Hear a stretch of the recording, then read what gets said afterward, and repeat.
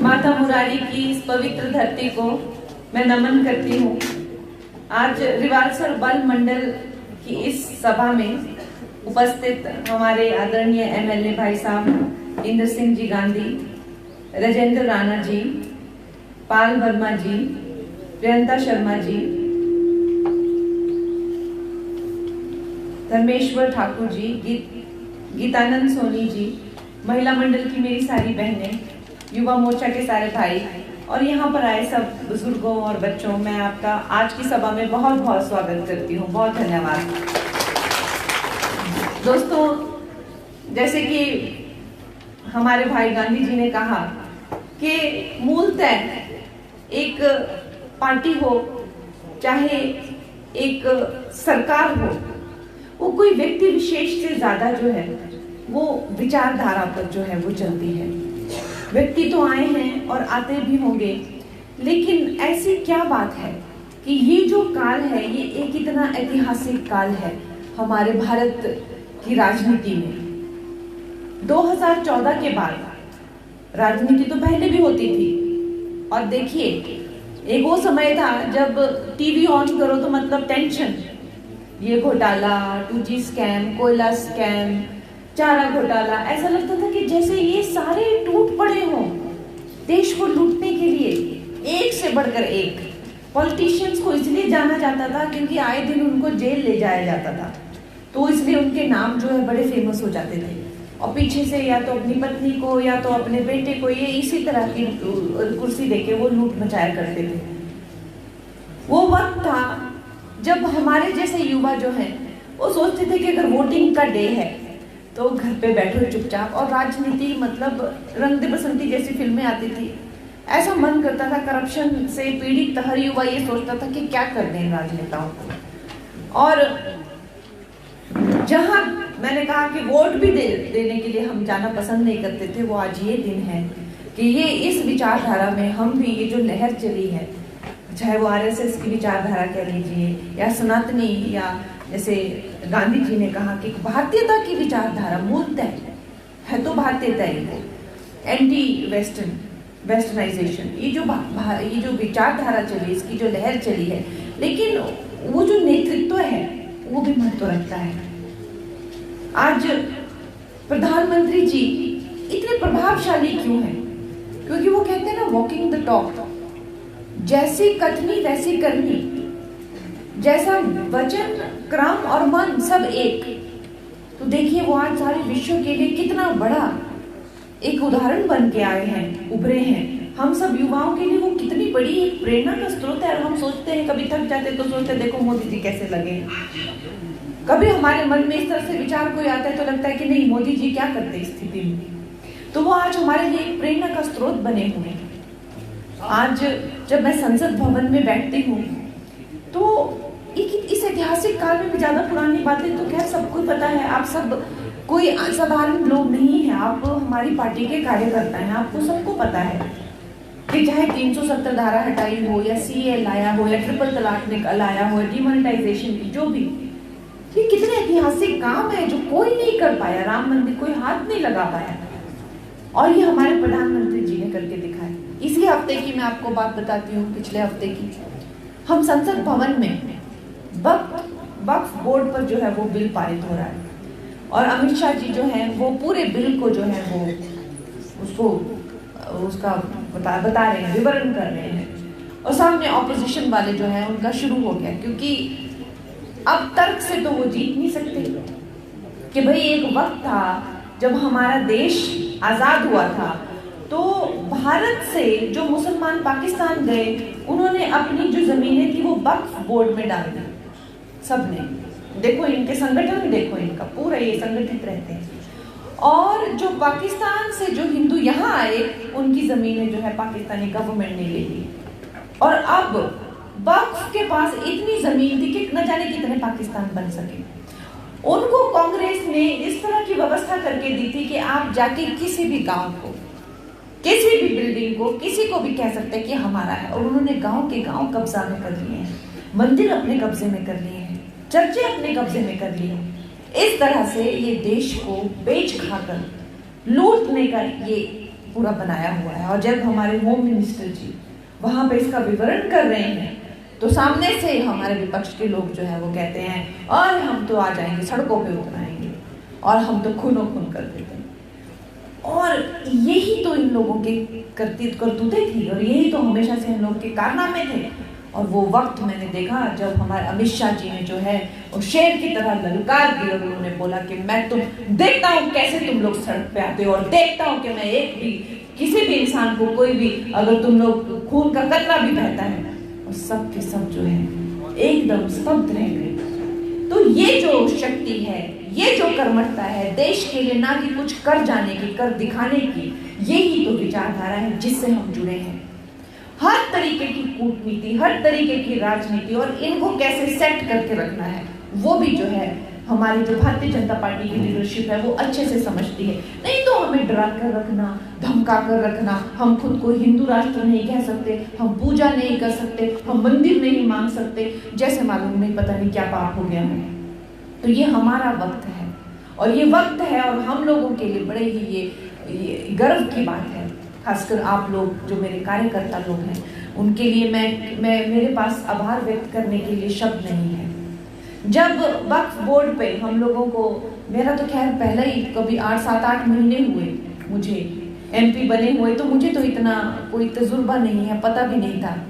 लेकिन जब हमें कहा जाता है कि भाई तुम लोगों ने बाहर नहीं जाना है और वो हॉल भी लॉक किया जाता है कि हर एक जो पार्लियामेंटेरियन है, एमपी है, बहुत ही आवश्यक है और बिल्कुल बाहर नहीं हो, अभी वोटिंग होगी, जब बिल पारित होते हैं तो वोटिंग करते हैं।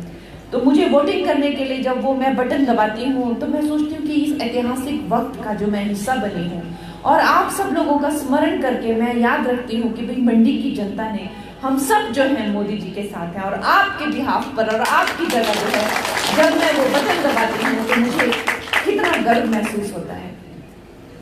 दोस्तों, जैसे गांधी जी ने कहा कि कैसा हमारा दुर्भाग्य यहाँ पे हो गया है कि ये लुटेरी सरकार जो है यहाँ पे पूरी तरह से इन लोगों ने जो है छापा मारा हुआ है, पूरे जब्त कर लिया हुआ है।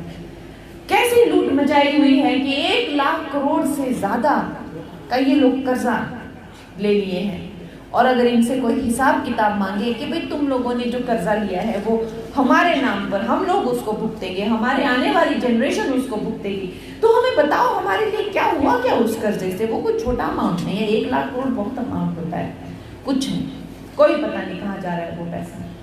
यही कांग्रेस की जो है, यही उनका असली, वो राजनीति में कोई किसी की सेवा करने के लिए या इस मनोस्थिति के साथ नहीं आए हैं, सिर्फ लूट मचाने के लिए वो आए हैं। और जब वो वोट भी मांगते हैं तो देखिए ना, आप कभी देखा है कि हमारी सरकार ने इस तरह के झूठे वादे किए हों, इतने में हम दूध लेंगे, इतने में हम गोबर लेंगे, इतने में हम महिलाओं को इतना पैसा देंगे। इस वक्त पे जो है अगर मैं अपने कार्यालय में बैठती हूँ भांबले, जैसे आपको पता है भांबले मेरा घर है, उठी मेरा कार्यालय भी है, तो तू हम यही करना उठी बता आज के लिए जाओ उठी बैठूं, तो सारा दिन बेचारे वही लोग जो विधवाएं हैं, जो बेचारे स्पेशली एबल्ड हैं, उनकी तनख्वाहें रोकी हुई है, कोई उनको पैसा नहीं मिल रहा, वो लोग बिल्कुल जो है हर तरीके से बिखर चुके हैं। और इतना दुख होता है देख के कि ये इन्होंने दुर्दशा कर दी है, पूरे क्षेत्र की जो है बुरी हाल है। दोस्तों, ये हमारे पास भारतवर्ष के नागरिक होने के नाते हमारे पास ये एक सुनहरा मौका है कि हम लोग जो हैं, हमारे पास जो प्रतिनिधित्व है, ये कई सदियों में इससे पहले ऐसे नेता नहीं आए। नेता थे हमारे पास, मैं ये कहती हूँ कि सिर्फ सच्चे होना, ईमानदार होना, कर्मठ होना ये काफी नहीं है। जब प्रधानमंत्री पार्लियामेंट में आते हैं तो ऐसा लगता है कोई दिव्य शक्ति उनके साथ में चलती है, कुछ ना कुछ तो उनको कोई ना कोई दैविक शक्तियां जो है उनके साथ हैं, इस बात को झुटलाया नहीं जा सकता। हमें अगर छोटा सा मंदिर भी बनाना हो, मेरी मम्मी जो भी बोल भाई सपने होते भाई जी मंदिर बनावा, हरी कुलदेवी थी कुछ होते मंदिर नहीं बन रहा था से, तो आप ही मंदिर बनाइए, आप ही मंदिर बनाइए। तो मैं से कुलदेवी टोली उदयपुर तो उठा थे, मैं से पत्थर लग दिया कने और शूटिंग थी लगी करने तासे कुन क्योरी लंदा कने से पत्थर रखी था। तब मेरी मम्मी जो इतना सपना आया भाई वही लाके रखी इस पत्थर को, तब भाई आज जो पता मंदिर किया बनाए मंदिर बनाने खातर भी जो कुछ ना कुछ एक आशीर्वाद चाहिए हुआ भगवान ने जहाँ छोटा जो मंदिर भी अपने कुल देविया भी बनाना होता भी उसको भी भगवान चुनते हैं, उस इंसान को भगवान चुनता है कि भाई मेरा मंदिर यही बनाएगा। तो जो राम मंदिर कितने सदियों से वो बनना चाह रहा था राम मंदिर, लेकिन श्री राम ने भी उनको चुना कि मेरा मंदिर यही बनाएगा और मोदी जी ने ही उनका मंदिर बनाया। तो वो कोई साधारण व्यक्तित्व नहीं है, ये हमारा समय है। और ये जो कहते हैं कि यही समय है, सही समय है, ये सही मायनों में इसकी बात हमें समझनी है कि यही समय है। अगर हम अभी नहीं कर पाएंगे तो कभी भी नहीं कर पाएंगे। ये समय है, हम सबको एक साथ आना है। और अब की बार जो है चाहे 27 में जब भी चुनाव यहाँ पे होंगे, ऐसा इनका सुपड़ा साफ करना है कि हम लोगों को कांग्रेस की तो यहाँ पे शक्ल नहीं दिखनी चाहिए, बिल्कुल कांग्रेसी को यहाँ पे नहीं दिखनी चाहिए। ऐसे गंदे लोग हैं, ऐसे गंदे इनकी विचारधारा है। आप देखिए जब हम इलेक्शन भी लड़ रहे थे तो ठीक है, मेरे को टिकट अगर मिला तो भाई मेरे को अपनी कामयाबी पे या अपने काम से मिला है। किसी को ये कहना कि भाई मंडी की बेटी के क्या भाव हैं, मंडी में कैसे भाव, ऐसे कोई शोभा देती है ऐसी बातें? आप बताइए, ऐसी राजनीति होती है क्या? किसी बेटी के बारे में ऐसा बोलना या मंडी की महिलाओं के बारे में। और अब क्या हुआ, अब वो राजा बाबू रोज बैठ जाता है मीडिया को बुला के, सांसद दिखती नहीं है, सांसद दिखती नहीं है। भाई सांसद भवन में है। हमें 8 महीने मुझे मेंबर ऑफ पार्लियामेंट बने हुए हैं, आप देखिए अभी शपथ लिए हुए हैं, और आज तक कोई भी एमपी जो है वो भरमौर नहीं क्या किया। मैं भरमौर तक सांसद निधि दे के आई हूँ। 8 महीनों में मैंने 1.5 से 2 करोड़ की सांसद निधि अभी दे दी है ऑलरेडी।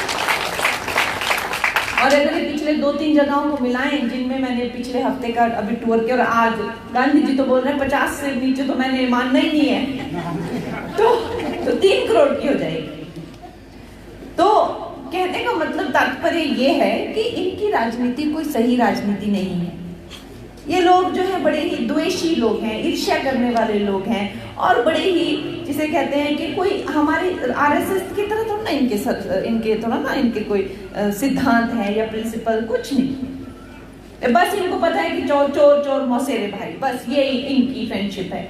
जैसे हमारी फ्रेंडशिप होती है आइडियोलॉजी पे, विचारधारा पे, इनकी फ्रेंडशिप यही है कि चोर चोर मौसेरे भाई। पर दोस्तों अब जो हमारा मौका है, खासकर अब हमारे ये मंडल भी बन गए हैं अलग अलग, तो हमारी यही उम्मीद रहनी चाहिए कि देखो 4 की 4 सीटें हमने मोदी जी की झोली में डाल के दी, और अब भी 60-62 जो भी हमारी सीटों का नंबर है, 68 इन्होंने जो बताया उसमें से 60, मैं तो कहती हूँ कि 68 में से 68 बीजेपी को मिलनी चाहिए। ऐसा हिमाचल प्रदेश का पूरे देश में लोग बात करने चाहिए कि भाई हिमाचल प्रदेश में 68 की 68 कैसे हिमाचली, मतलब इतने सनातनी है क्या हिमाचल, एक्स्ट्रा सनातनी है क्या?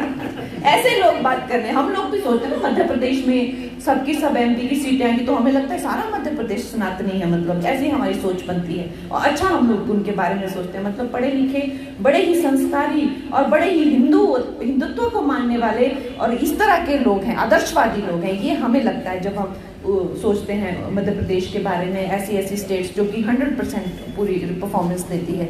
तो दोस्तों वैसा ही हमने भी करना है। बाकी सांसद निधि की जहां बात है, हमारे हाथ में तो कुछ नहीं है, हम तो बस मोदी जी के और आप लोगों के डाकिया हैं। वो तो डीसी के पास आती है, वो डायरेक्ट जाती है।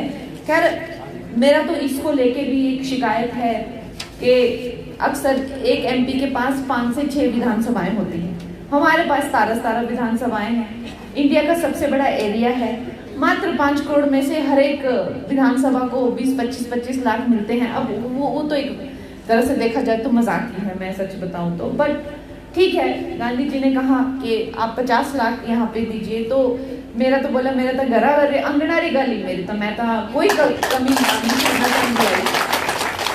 पर उससे ज़्यादा बढ़कर मैं ये चाहूँगी कि सांसद निधि तो खैर है ही एक विषय, लेकिन उससे ज़्यादा जो यहाँ डेवलपमेंट के काम हैं, जो हमें यहाँ पे इंफ्रास्ट्रक्चर के काम है, केंद्रीय विद्यालय के काम है, या आपने जो मुझे आदेश दिए हैं वो आप मुझे वो काम पे लगाइए।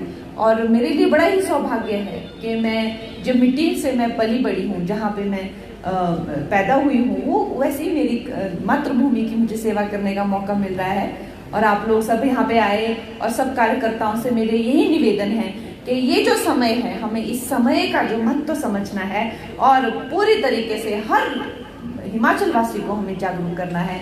और अब जो है यहाँ पे भगवा लहराएंगे और मोदी लहर पूरी तरह से चलाएंगे। जय हिंद, जय भारत।